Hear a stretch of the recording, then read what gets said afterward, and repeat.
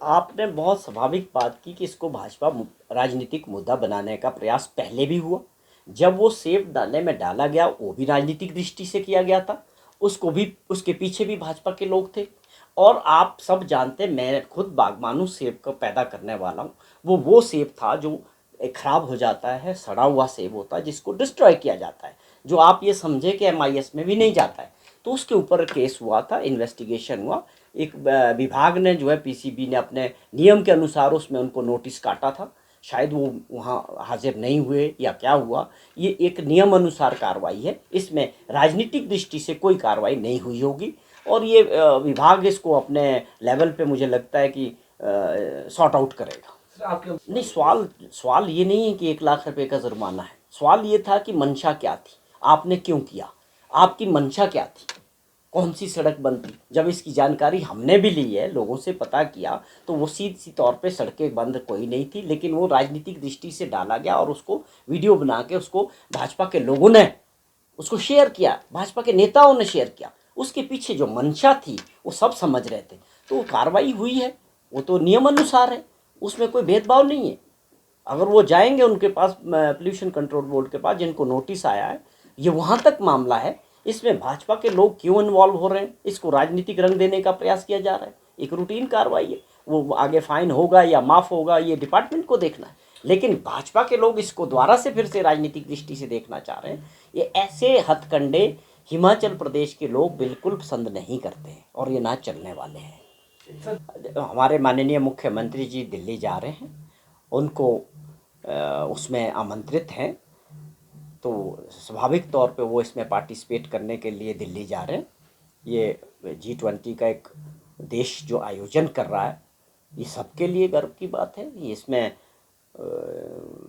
उनको भी इनविटेशन आया, तो वो निश्चित तौर पे इसमें पार्टिसिपेट करने जा रहे हैं। इनफैक्ट जो परिस्थितियां आपदा में हिमाचल प्रदेश में हुई, नुकसान हुआ, जो 10,000 करोड़ से ऊपर का आंकलन हो चुका अभी तक, और इसकी सारी रिपोर्ट जो है सरकार ने, भारत सरकार को जो टीमें आई थी उनको भेजी भी है।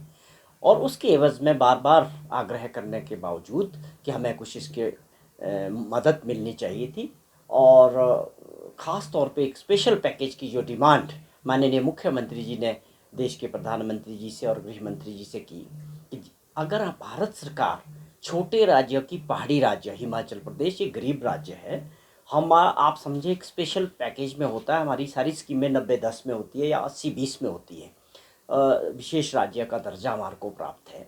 तो हमें उम्मीद थी कि भी हमको सहायता भी उस हिसाब से होनी चाहिए थी, जिससे हम राहत कार्यों में सरकार तेज़ी ला सकती।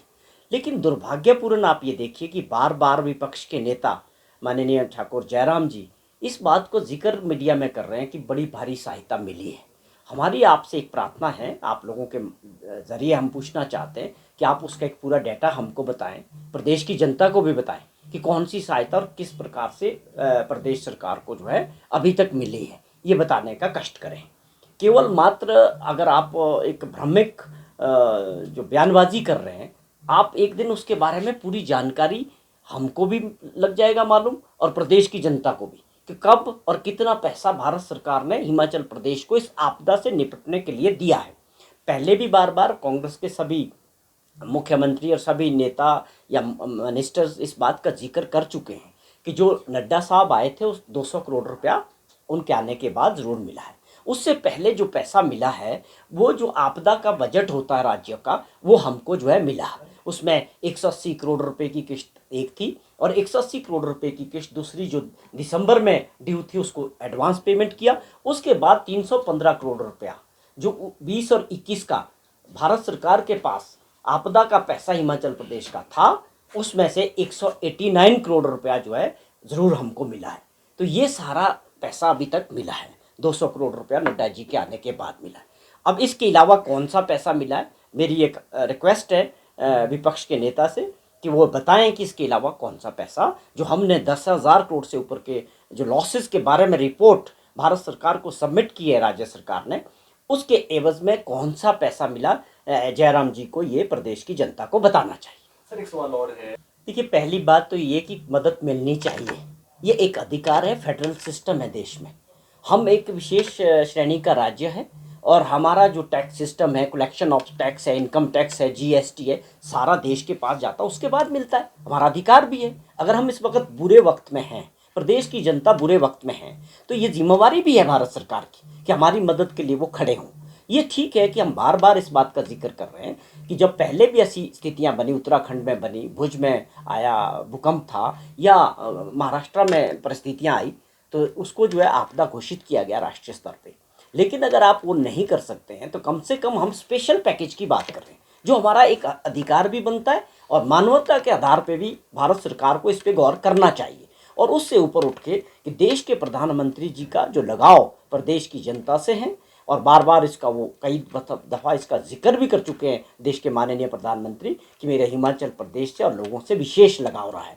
तो उस नाते भी हमारा ये एक उम्मीद है कि हमें इसमें निश्चित तौर पे इसमें थोड़ा लेट हुआ होगा, लेकिन हमें आज भी पूरी उम्मीद है कि स्पेशल पैकेज के तौर पे हिमाचल प्रदेश की भारत सरकार ज़रूर मदद करेगी, जिससे हम उस पैसे के दम पे जो नुकसान हुआ है सड़कों का, पुलों का, बिजली की स्कीमों का, पानी की स्कीमों का, और लोगों की प्राइवेट प्रॉपर्टीज़ का, हज़ारों की संख्या में लोगों के अपने घर बह गए या वो रहने लायक नहीं रहे। हमारी सरकार ने, माननीय मुख्यमंत्री जी ने अपने मैनुअल में चेंज किया। यहाँ समझने की बात है, जो भारत सरकार का मैनुअल था वो 5,000 रुपया अलाउ करता था, हमारी सरकार ने उसके लिए 1,00,000 रुपया 5,000 की जगह किया। तो ये अपने आप में मैनुअल में चेंजेस किए गए। और भी बहुत सारे लॉसेस हैं लोगों के, जो उनके पशु हैं, ज़मीनें हैं, बिलोंगिंग्स हैं, उन सबको बढ़ाया गया है। और उसके बावजूद ये ठीक है कि हमने पैसे की कमी नहीं आने दी है। माननीय मुख्यमंत्री जी ने जिस प्रकार लोगों के बीच जाके लगातार अभी तक जहाँ भी नुकसान हो रहे हैं लगातार लोगों के बीच जा रहे हैं और लोगों को राहत कार्य में मदद कर रहे हैं, और उनको पैसा भी मिल रहा है। जो हमने मैनुअल फिक्स किया है उसके हिसाब से लोगों को पैसे मिल रहे हैं, लेकिन कमी नहीं आने दी जाएगी।